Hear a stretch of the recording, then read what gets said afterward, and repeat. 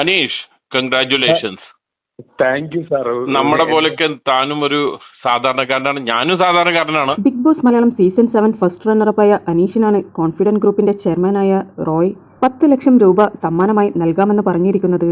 ഏഷ്യാനെറ്റിനോടും മറ്റ് ആരോടും ചോദിക്കാതെ ഞാൻ എന്റെ കയ്യിൽ നിന്ന് തരുന്ന സമ്മാനമായി കരുതണമെന്നാണ് റോയ് അനീഷിനോട് പറഞ്ഞിരിക്കുന്നത്. അവർ തമ്മിലുള്ള ഫോൺ സംഭാഷണം ഞാൻ ഇവിടെ പ്ലേ ചെയ്യാം. Hello. Aneesh okay, congratulation. Okay, ഞാൻ ഡോക്ടർ റോയ് സാർക്ക് കൊടുക്കാം. ഒരു മിനിറ്റ്.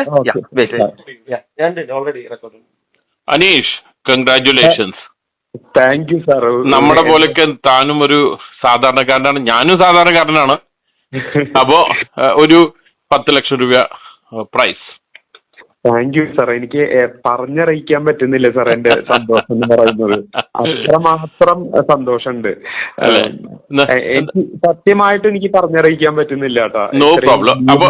അപ്പൊ നാളൊന്ന് കാലിക്കറ്റ് വരണം. ഞാൻ ഫ്ലൈറ്റ് കയറുമ്പോൾ ചെക്ക് തന്ന് ഞാൻ പോകും ഇവിടുന്ന് കടവുന്ന്. Okay sir. ഞാൻ എബിലിന് കൊടുക്കാം. ഒരു നിമിഷം കേട്ടോ. എന്റെ ബ്രദറും കൂടിയാണ് എബില്. ഒറ്റ സെക്കൻഡ് കൊടുക്കാം. എന്തോ സാർ, ഒരുപാട് സന്തോഷമുണ്ട് കേട്ടോ. അത്ര പറഞ്ഞറിയിക്കാൻ പറ്റാത്ത നന്ദിയുണ്ട്.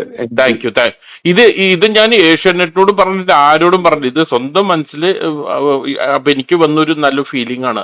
അത് ഒരു പ്രൈസ് തരണം. Okay, thank you sir. Thank you. തൊഴു കൈകളോടെയാണ് കേട്ടോ പറയുന്നത്. Thank you. ഒരു സെക്കൻഡ് ടേബിളിന് കൊടുക്കാം.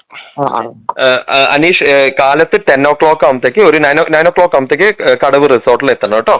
10 o'clock. കണ്ടില്ലേ, അനീഷിന് സമ്മാന പെരുമഴയാണ് വന്നുകൊണ്ടിരിക്കുന്നത്. ബിഗ് ബോസ് മലയാളം സീസൺ 7 ഏറ്റവും വലിയ പ്രൈസ് മണിയാണ് ഇത്തവണ അനുമോൾ കരസ്ഥമാക്കിയിരിക്കുന്നത്. എന്നാൽ ഫസ്റ്റ് റണ്ണറപ്പായ അനീഷിന് ഒന്നും തന്നെ ഉണ്ടായിരുന്നില്ല. ഇതിന് പ്രേക്ഷകരെല്ലാവരും പല അഭിപ്രായങ്ങളും പറഞ്ഞിട്ടുണ്ടായിരുന്നു. അനീഷിന് ഒരു ട്രോഫിയെങ്കിലും നൽകാമായിരുന്നു, 10 ലക്ഷത്തിൽ കുറയാത്ത ഒരു സമ്മാനത്തുക നൽകി ഫസ്റ്റ് റണ്ണറപ്പിനെ ആദരിക്കാമായിരുന്നു എന്നിങ്ങനെ പല കാര്യങ്ങളുമാണ് പ്രേക്ഷകർ പറഞ്ഞിരിക്കുന്നത്. അതാണ് ഇന്ന് കോൺഫിഡന്റ് ഗ്രൂപ്പ് ചെയ്യുവാൻ വേണ്ടി പോകുന്നത്.